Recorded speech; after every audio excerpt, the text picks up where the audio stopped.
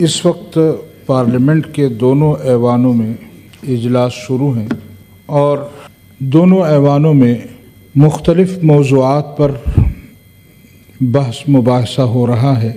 گزشتہ انتخابات میں جو کچھ ہوا وہ ہم سب کے سامنے ہے۔ آپ نے جمعے کے دن فرمایا کہ ہاؤس مکمل ہو چکا ہے۔ میں اس دن بھی یہی عرض کرنا چاہتا تھا کہ ہاؤس مکمل نہیں ہے اور ہمارے صوبہ خیبر پختونخوا میں ابھی تک سینٹ کے الیکشن نہیں ہوئے۔ بڑی کوشش کے باوجود وہاں پر ہم کامیاب نہیں ہو سکے ہیں۔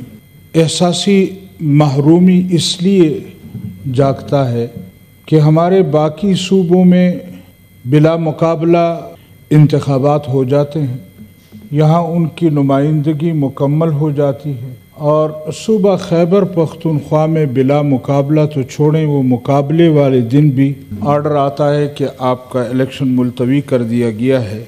ہمیں سمجھ نہیں آ رہی ہے کہ یہ صوبہ خیبر پختونخوا کے ساتھ یہ زیادتی کیوں ہو رہی ہے، وجہ کیا ہے کہ صوبہ خیبر پختونخوا کیا اس ملک کا حصہ نہیں ہے؟ کیا کوئی اتنی بڑی رکاوٹ ہے؟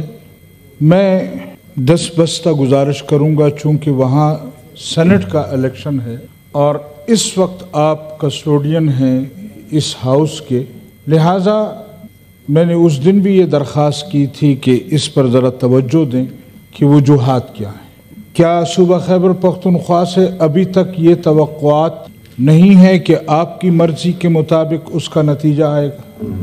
کیا کوئی اپنی حیثیت سے زیادہ ڈیمانڈ کر رہا ہے؟ کیوں اس بات پر اتفاق پیدا نہیں ہو سکا اب تک؟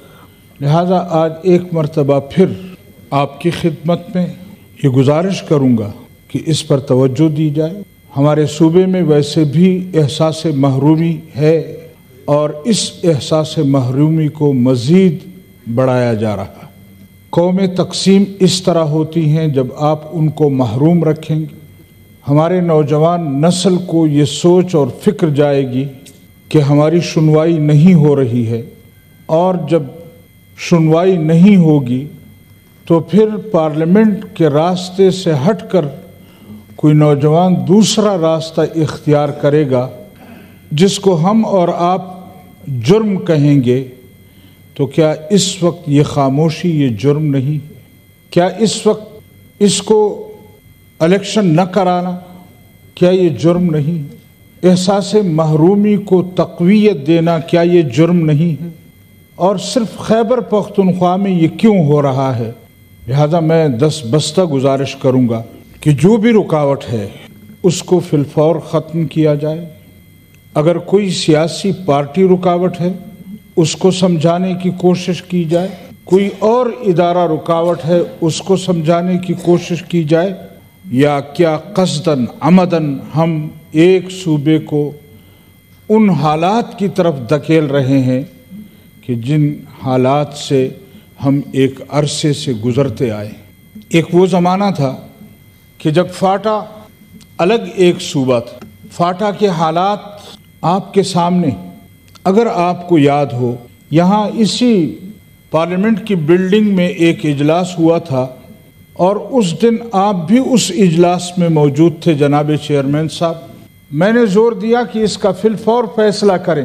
میں یہ کوشش کر رہا تھا کہ اس پر کوئی رائے آ جائیں، لیکن کچھ ساتھیوں کی رائے تھی کہ نہیں، فی الفور فیصلہ کریں۔ تو میں نے اس وقت بھی آپ کے سامنے ایک مثال پیش کی تھی کہ دیوار نے میخ سے کہا کہ میں نے تمہارا نقصان کیا کیا ہے؟ تو اس نے کہا پیچھے ہتھوڑے کا زور ہے۔ تو میں آج بھی وہی سوال کرنا چاہتا ہوں کہ کیا اس کے پیچھے بھی کسی ہتھوڑے کا زور ہے؟ کیا اس صوبے کو اسی طرح محروم رکھنا ہے؟ انتخابات میں جو کچھ عام انتخابات میں ہوا، جو کچھ آپ نے کیا، ہم نے تو نہ 2018 کے انتخابات کو، اس کے نتائج کو تسلیم کیا ہے، نہ ان انتخابات کے نتائج کو تسلیم کیا ہے، البتہ برداشت کیا۔ لیکن کب تک برداشت کریں گے؟ کب تک برداشت کیا جائے گا ان حالات کو؟ کب تک ہمارے پارلیمنٹوں کو بیچا جائے گا، خریدا جائے گا؟ کب تک ہمارے ممبران کو بیچا اور خریدا جائے گا؟ کیا بلوچستان کی اسمبلی وہ 70 اور 80 ارب میں نہیں بکی؟ کیا وہاں سے بکسوں میں اسپیشل بکسے بنوا کر جہازوں پر پیسہ لوٹ کر کے نہیں لایا گیا؟ اور اگر بلوچستان جیسے صوبے میں یہ صورتحال ہے تو پھر آپ بتائیں کہ ہمارے KPK میں کیا صورتحال ہو؟ اس کے باوجود ہمیں کہتے ہیں آپ خاموش رہیں، آپ برداشت کریں۔ ہم برداشت کرنے کو تو کرتے آ رہے ہیں، لیکن یہ کہ ہم گلہ بھی نہ کریں، یہ کہ ہم صورتحال قوم کے سامنے بھی بیان نہ کریں، ہم پارلیمنٹ میں بھی اس کے لیے آواز نہ اٹھا سکیں۔ لہٰذا میں ایک مرتبہ پھر ان اداروں سے کہنا چاہتا ہوں، ان لوگوں سے کہنا چاہتا ہوں کہ ہمیں یہ ملک عزیز ہے، ہم نے اس ملک کی آزادی کے لیے بہت قربانیاں دی ہیں، یہاں کے نوجوانوں نے، یہاں کے بوڑھوں نے اپنا خون دیا ہے، یہاں کی خواتین نے اپنی عزتیں قربان کی ہیں اور اس ملک کو حاصل کیا ہے۔ دستبستہ گزارش کرتا ہوں کہ اس ملک کو چلنے دیں، اپنی منمانیاں، اپنے فیصلے یہ ہم پارلیمنٹوں پر مسلط نہ کیے جائیں، اور اگر یہی رویہ رہے گا تو پھر کل پھر کہیں گے کہ یہ ملک سیاستدانوں کی وجہ سے تقسیم ہوا ہے۔ نہ پہلے ملک سیاستدانوں کی وجہ سے تقسیم ہوا ہے، اور اگر آئندہ بھی ملک تقسیم ہوگا تو اس میں سیاستدانوں کا کردار نہیں ہوگا، ان اداروں کا کردار۔ مجھے بتایا جائے اس قوم کی آزادی میں، اس ملک کی آزادی میں اسٹیبلشمنٹ کا کردار کیا ہے، انہوں نے اس ملک کے لیے کیا ہے، یہ بھی ذرا بتایا جائے نا قوم کو۔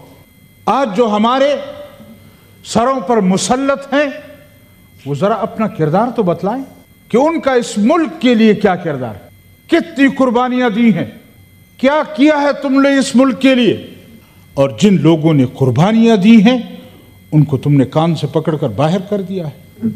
لیکن میں ایک چیز اور بھی محسوس کرتا ہوں، میں بڑے ادب اور احترام کے ساتھ، کہ اس کے لیے ہم سیاسی لوگ استعمال ہوئے، ہماری قیادت استعمال ہوتی ہے، ہمارے بڑے استعمال ہوتے ہیں۔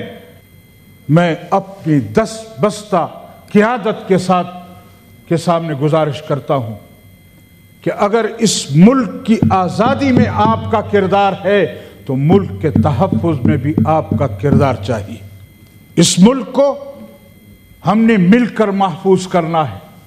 اگر ملک کی آزادی میں اسٹیبلشمنٹ کا کوئی کردار نہیں ہے تو پھر ملک کو بچانے اور اس کو محفوظ کرنے میں بھی ہمیں ان کی ضرورت نہیں ہے۔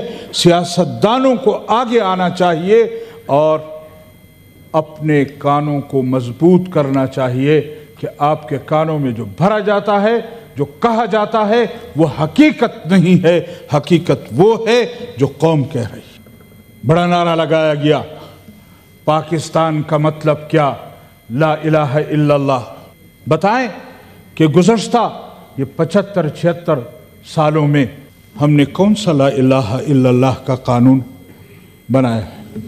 73 میں، آج سے 50 سال پہلے یہ پارلیمنٹ قانون سازی کرتی ہے، یہ پارلیمنٹ ہمیں راستہ بتاتی ہے، ہم وہ قانون بناتے ہیں۔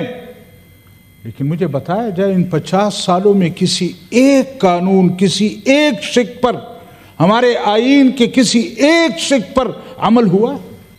جب 50 سال تک آپ پارلیمنٹ کے ممبران کو اپنے حق کے رائے دہی سے محروم رکھیں گے تو پھر یہاں مایوسی آئے گی۔ اپنی مرضی کے ممبران کو یہاں لایا جا رہا، پارلیمنٹ کو اپنے مرضی کے لوگوں سے بھرا جا رہا ہے، اپنے مرضی کے فیصلے مسلط کرنا چاہتے ہیں، تو پھر وہ لوگ جو اس ملک کے ساتھ، اس قوم کے ساتھ مخلص ہیں، جو اس ملک اور قوم کے لیے کچھ کرنا چاہتے ہیں، ان کو مایوس کیا جا رہا ہے۔ اور اگر ہم نے اپنی روش نہ بدلی، اپنا طریقہ نہ بدلا اور یہ قوم اسی طرح محرومی کے دلدل میں جاتی رہی تو پھر انتظار کریں کہ ایک مرتبہ پھر مسلمانوں کو دو لخت کیا جائے گا، مسلمانوں کو تقسیم کیا جائے گا۔ ہم بھلے یہاں پاکستان سے محبت کا اظہار کریں، ہم بھلے یہاں ملک کی وحدانیت کی قسمیں کھاتے رہیں، لیکن اگر ہمارا کردار یہ ہوگا تو اس کا نتیجہ یہ نکلے گا کہ یہ ملک ایک مرتبہ پھر تقسیم ہوگا، اور ملک کی تقسیم میں جہاں ہمارے ادارے مجرم ہیں وہاں ہماری سیاسی قیادت کو بھی اپنے کردار پر سوچنا چاہیے۔ ہمیں بھی اپنے گریبان میں دیکھنا چاہیے کہ ہم نے کس کے کہنے پر حکومتیں سنبھالی، ہم نے کس کے کہنے پر اپوزیشن کی سیٹیں سنبھالی، ہم نے کس کے کہنے پر کردار ادا کیا ہے۔ اور اگر ہم اور آپ اس ملک اور اس پارلیمنٹ کے ساتھ مخلص نہیں ہوں گے تو کوئی اور آ کر پھر اس طرح ہمیں چلانے کی کوشش کرے گا۔ لہٰذا میں اپنی سیاسی قیادت سے دستبستہ گزارش کروں گا، چاہے وہ پاکستان پیپلز پارٹی ہو، مسلم لیگ نون ہو یا کوئی اور پارٹی ہو، ان کی قیادت کو عرض کرنا چاہوں گا کہ یہ اقتدار اور یہ کرسیاں آپ کو پھر بھی مل جائیں گی، لیکن خدا را اس ملک کے مستقبل کا سوچیے۔ آ جائیں، اٹھ کر اس طرف آ جائیں، بیٹھیں یہاں ہمارے ساتھ، واضح کریں ان لوگوں پر کہ ہم نے ملک و قوم کے لوگوں کے ساتھ جانا ہے، ہم نے اداروں کے ساتھ نہیں جانا۔ تو میرے محترم ساتھیوں، اگر ہمیں عوام سے یہ توقع ہوتی ہے کہ وہ ملک کے لیے قربانی دیں گے، پھر ہمیں خود بھی کچھ قربان کرنا پڑے گا۔